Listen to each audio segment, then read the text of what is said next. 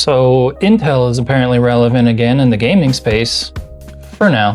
So today we're going to be doing a custom 270K plus build, and I've seen some pretty conflicting benchmarks when it comes to this CPU so far, so I'm pretty excited to get my hands on it today and see for myself. Now obviously we're not Gamers Nexus or Linus Tech Tips or anybody like that, so if you're interested in the finer specs of this new CPU, there's plenty of channels already out there like them that already have tons of content on that. And like usual, I really don't want to make this video much longer than it need to be because, well, we all got things to do, right? But the CPU isn't the only new part of this build today. That's right, you are seeing things correctly. Your eyes do not deceive you. Thermalright has indeed entered the premium case game with the A70 and the one we'll be using today, the A70 Vision. As you can probably tell from the front of the box already, this thing is, for more or less, pretty much an 011 clone. But the reason that this variant is called the Vision is not the same reason that the 011 Vision is called the Vision, and you'll see why later. And like always, since we, well, are a PC business, this build will be for sale on our website and will feature the 270K Plus and the A70 Vision, obviously, along with an RTX 5080, a 2TB NVMe, and 32 gigabytes of DDR5 crucial memory for $27.49. So if you like what you see by the end of this video, make sure you go to the website now and pick it up, because if you're watching this, that means it's already been listed and, well, may already be gone. So let's get to it. So for our motherboard, we have the MSI Mag Z890 Tomahawk, as you can see. And I've seen a lot of people asking what this is down here. This is a supplemental PCIe connector for your graphics cards. So do you have to plug it in? No, but should you? Yes, especially if you have a 4090 or a 5090.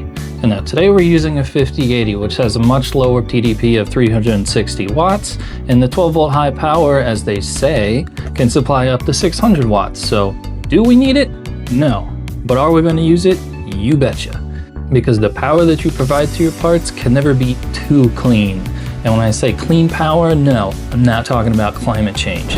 And there she is, the Intel Core Ultra 7 270K Plus. Tongue twister? Yes. But is it a good CPU? You betcha. And with Intel boasting performance between 5 and 10% behind a 9800 X3D at 60% of the cost, well, this thing could be quite the steal.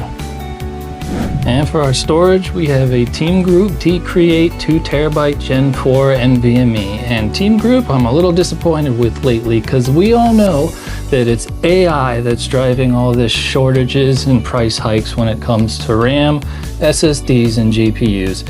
And the other day, I caught an ad from TeamGroup where they were using AI to advertise RAM. I don't know who it was in their marketing department that made that decision, but hopefully they're not there much longer. And I know it was made with AI because the RAM was literally being shown to you by a cat. And don't get me wrong, I love cats, but I think pretty much everyone in the PC industry is getting a little tired of the AI at this point. And for our memory, we have the some crucial DDR5 Pro, 32 gigabytes, 6400 megahertz, CL32. Now, onto the case. And I really can't say that I've seen anybody talking about this case, so let's talk about it. Starting with the one thing that's probably on everyone's mind as soon as you saw that the case was made by Thermalright. How's the packing foam? Well, I'm glad to say, pretty darn good. It's the good stuff.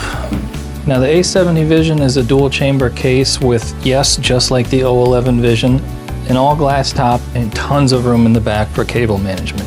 It has an RGB strip that goes all the way around the seam of the case. It's got a built-in sag bracket for your GPU, which will be nice and hidden to maintain that clean, sleek look. But the reason that this version is called the Vision is because it comes with an LCD display. And because this piece here can also be removed, you can also use it to route your AIO tubes and hide it behind the display. Now let's get this bad boy all filled up, shall we?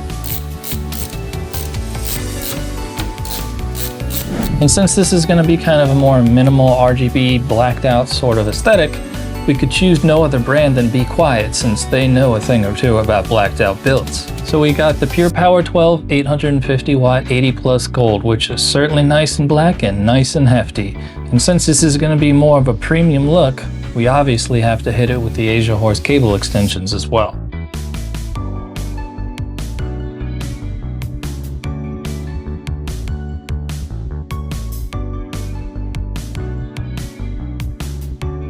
Now before we put the cooler on, let's go ahead and swap these fans out, because having completely mismatched fan styles would be bleh. I have no problem with mixing brands when it comes to fan styles. You know, if it's just basic core LED fans like these that pretty much look like so many other fans out there, then sure, why not?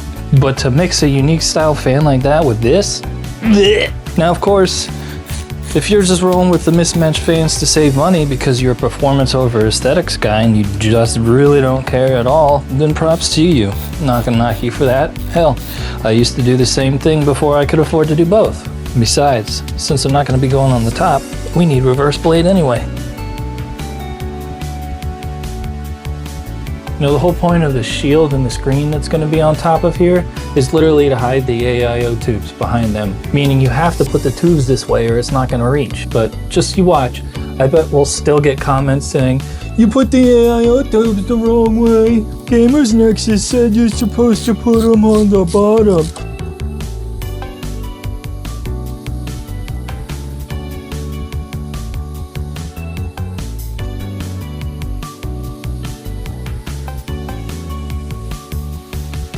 Alright, time for the screen. So I thought the whole purpose of this hole and that gasket being right there behind it that leads outside the case was that this would plug in via USB-C, but apparently not. It's just a regular 9-pin USB on the bottom of the motherboard, so well, at least you won't have a cable sticking out of the back of the case now.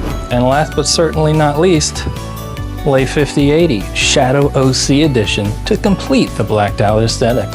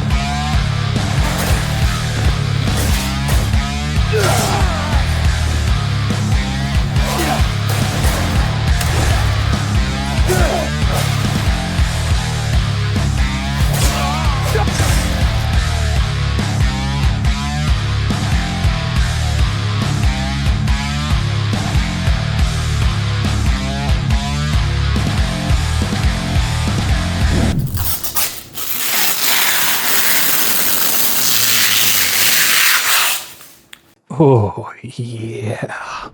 And there it is. And to be honest, this is probably my favorite build that I've done since I've started this business. And I'm not just saying that because I have my own O11 build upstairs. I mean, just the overall cleanliness of this build and the fact that our AIO tubes are covered by this nice big old screen.